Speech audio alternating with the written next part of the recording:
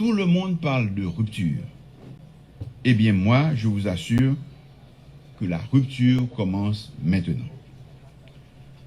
Soyez assurés qu'aucune distraction, aucune convocation ou invitation, aucune manœuvre, aucune menace, aucun combat d'arrière-garde, aucune agression ne me détournera de ma mission.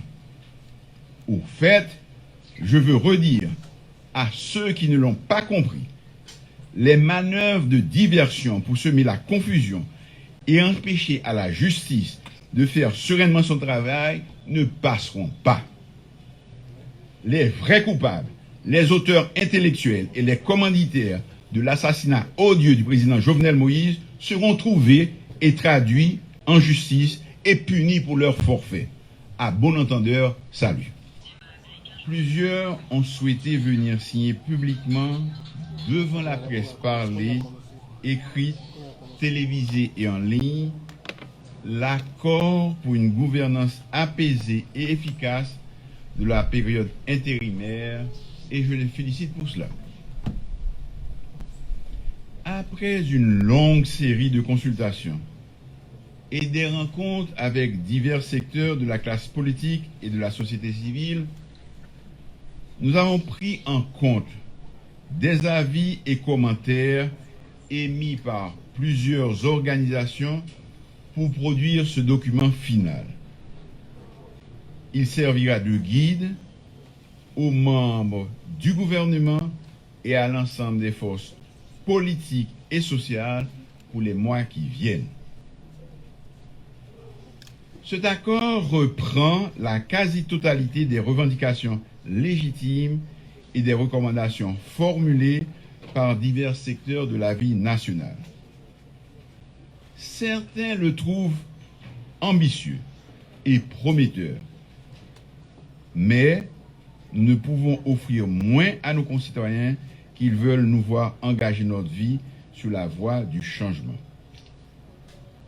J'ai l'assurance que cet accord permettra de conduire dans l'harmonie et la bonne entente les affaires de l'État durant la période intérimaire que je souhaite la plus courte possible, afin d'atteindre notre objectif principal commun, qui est un retour à un fonctionnement normal de nos institutions démocratiques sur des bases nouvelles, dans un environnement sûr et stable. Un premier texte avait circulé et beaucoup d'organisations l'avaient déjà signé. Dans le but de rassembler encore plus de concitoyennes et de concitoyens, j'ai accepté les propositions de nos compatriotes ici présents qui visaient à améliorer le texte et à le rendre plus clair. En conséquence, les ajouts au texte précédent concernent principalement le mode de désignation des membres du Conseil électoral provisoire, des membres de l'organe de contrôle et de suivi, ainsi que la procédure à suivre pour aboutir de manière inclusive et participative à un projet de nouvelle constitution qui sera soumis à l'approbation du peuple haïtien à travers une consultation populaire. Dans les prochains jours, les dispositions seront prises pour la mise en œuvre de l'accord, dont les différents organes prévus seront créés, comme je l'ai mentionné à tous mes interlocuteurs par le biais du dialogue et de la concertation permanente. D'autres compatriotes ont pris des initiatives et ont formulé des propositions pour la gestion de la période intérimaire. Je les félicite pour leur intérêt pour les affaires publiques. Je vais les rencontrer et discuter avec eux de la possibilité de faire taire nos querelles intestines et rassembler nos énergies pour regarder ensemble dans la même direction, celle de la transformation de notre pays et de notre société. Je ne désespère pas de les convaincre de la nécessité de toutes les Haïtiennes et de tous les Haïtiens de s'unir pour avoir la force nécessaire pour faire face aux périls qui nous menacent. Je souhaite que nous attaquant au chantier de la reconstruction de nos institutions démocratiques, nous puissions réconcilier la famille haïtienne et trouver les voies et moyens d'une rupture réelle avec les pratiques anciennes. Notre pays a besoin de cette mutation, qui est la condition sine qua non de la relance de notre économie et de notre développement durable. Tout le monde parle de rupture. Eh bien moi, je vous assure que la rupture commence maintenant. Soyez assurés qu'aucune distraction, aucune convocation ou invitation, aucune manœuvre, aucune menace, aucun combat d'arrière-garde, aucune agression ne me détournera de ma mission. Au fait, je veux redire à ceux qui ne l'ont pas compris, les manœuvres de diversion pour semer la confusion et empêcher à la justice de faire sereinement son travail ne passeront pas. Les vrais coupables, les auteurs intellectuels et les commanditaires de l'assassinat odieux du président Jovenel Moïse seront trouvés et traduits en justice et punis pour leur forfait. À bon entendeur, salut. Mais revenons à l'objet de notre rencontre de ce matin. Pendant tout le week-end, de nombreuses organisations et personnalités viendront signer l'accord pour une gouvernance apaisée et efficace de la période intérimaire. Nos amis de la presse auront de plus amples informations sur les noms des signataires ultérieurement. L'accord restera ouvert à la signature d'autres organisations. Je vous remercie.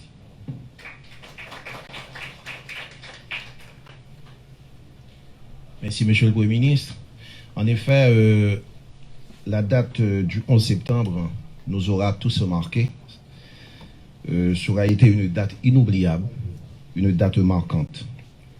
Vous, les représentants ou mandataires de partis regroupements politiques, pour citer le Premier ministre, vous êtes considérés comme des acteurs clés de l'amélioration des conditions socio-économiques du pays pour une meilleure qualité de vie et une redynamisation du vivre ensemble haïtien par des actions de solidarité agissantes et de fraternité qui nous tissent toutes et toutes. Sur ce, j'invite à prendre la parole à tour de rôle Maître André Michel, Monsieur Rosemont Pradel, Monsieur Sorel Jacinthe et Docteur Louis Jean.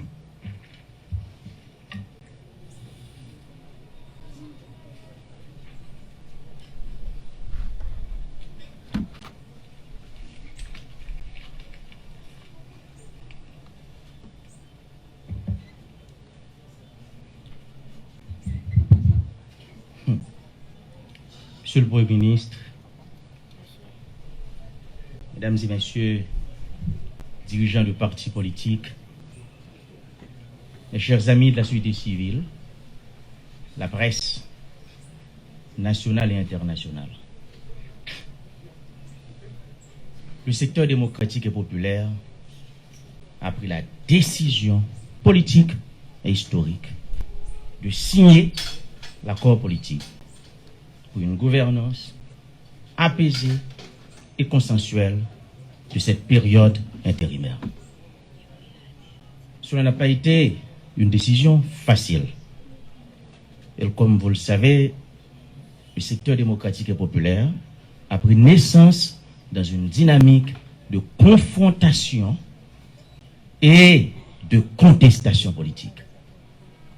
Et c'est pas chose facile, c'est difficile, c'est compliqué pour un mouvement politique qui a pris naissance dans cet esprit-là d'accepter de venir signer un accord politique. Et c'est ça qui t'est passé dans tout le pays d'Amérique latine, yo, avec la gauche. Là, on a pris décision. Ouais, là, on se combat, on a fait lutte armée, et puis on va rentrer dans l'autre dynamique politique. C'est douloureux, ce n'est pas facile. Mais nous avons compris qu'il est venu le temps de construire ce pays sur une base consensuelle et de dialogue permanent. Le sénateur Carbière qui m'accompagne pour signer cet accord au nom du secteur démocratique et populaire, avec lui-même, nous pourrons poser un acte historique. Moi, remercier les milliers de militants, de sympathisants, les cadres et les dirigeants du secteur démocratique et populaire qui ont pris cette décision. Ce n'est pas une décision du directoire, c'est une décision de l'ensemble de l'organisation. Nous te dit population, nous pas intéressés, nous pas aucune folie, mettez mon président à tout prix, nous pas aucune folie, mettez mon premier ministre à tout prix. Pour nous, seules les revendications de la population sont fondamentales, tout le reste est détail. Et nous avons encore politique ça, parce que nous te promettons diaspora, secteur démocratique là, te promet diaspora, que nous bataille pour que notre conseil électoral qui pourra le faire là, il y ait un représentant là-dedans. Et comme nous avons ça, il est clair, il y a un représentant pour la diaspora dans la formation du CEP, nous signons un accord politique là. Nous avons signé un accord politique ça parce que nous te dit, jamais, au grand jamais, nous ne laisserons de côté les revendications de celles et ceux qui étaient dans les rues avec nous. Nous avons signé un accord politique ça parce que dans l'accord politique ça, il dit très clairement, procès Petro-Caribé, procès massacre La Saline, massacre Bel-Air, massacre Delma 32,